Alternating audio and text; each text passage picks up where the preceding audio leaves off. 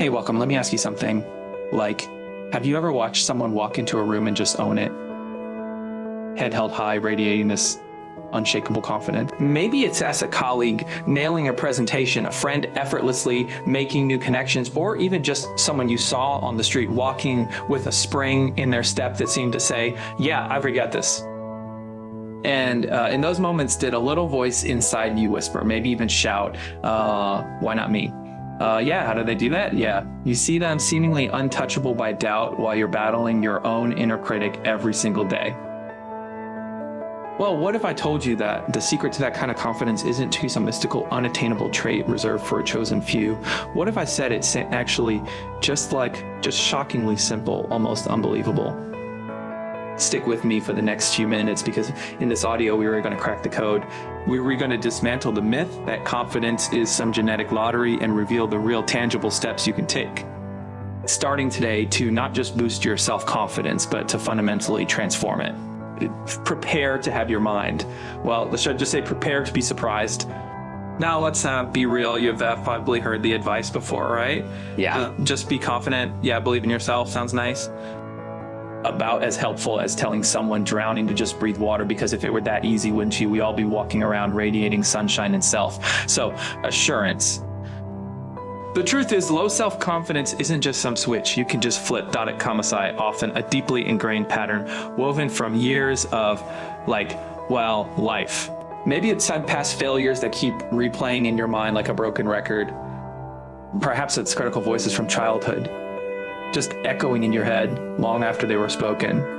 Or maybe it's as the relentless comparison game we play in our hyper-connected world, scrolling through curated highlight reels and feeling like we just constantly fall short.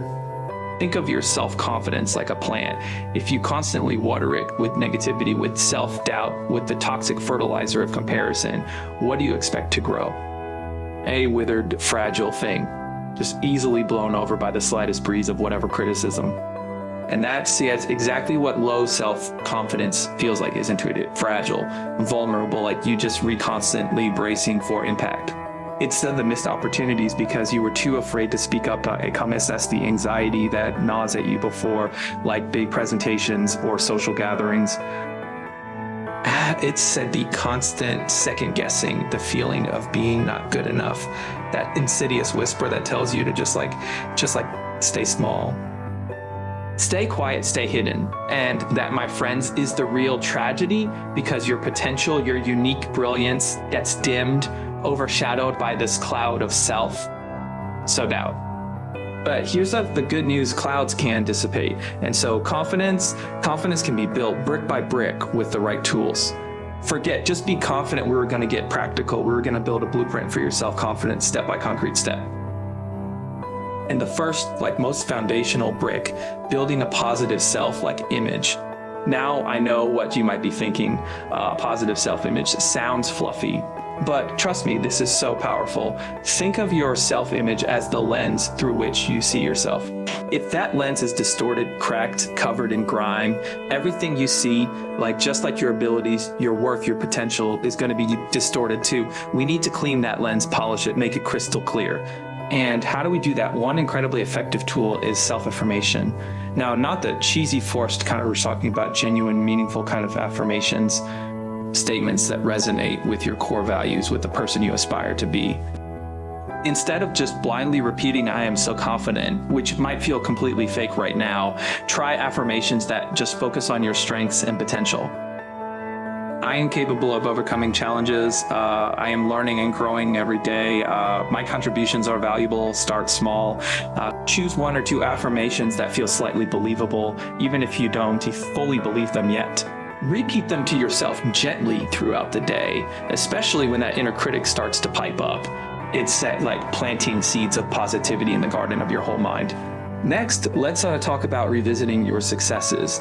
Human brains are funny things. We tend to remember failures so much more vividly than successes.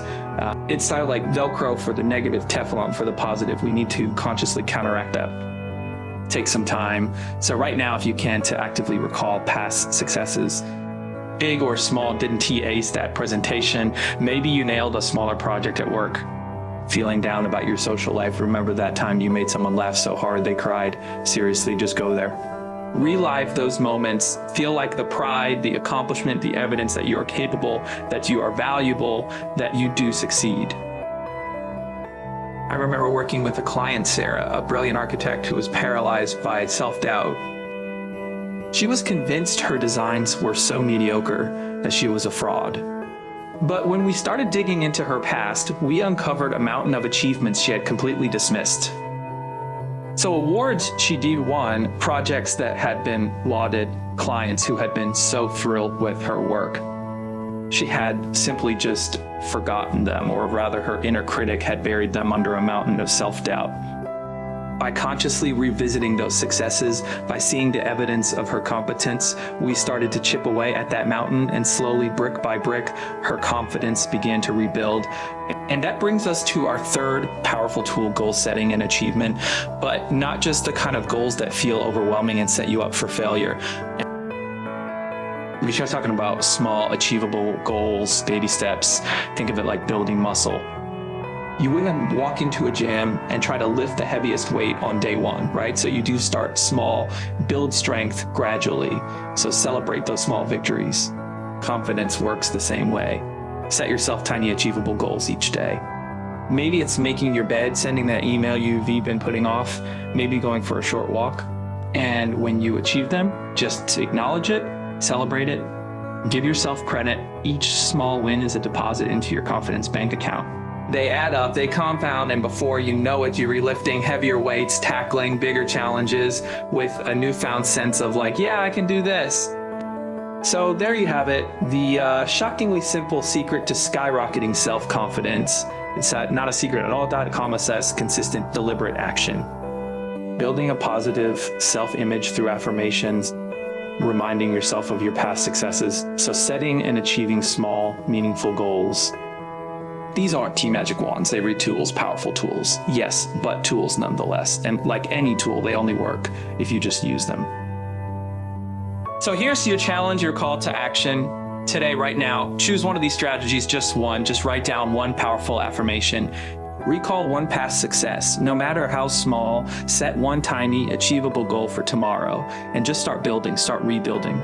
Start unleashing the incredible power that signs already within you, because believe me, it's set there. It's always been there.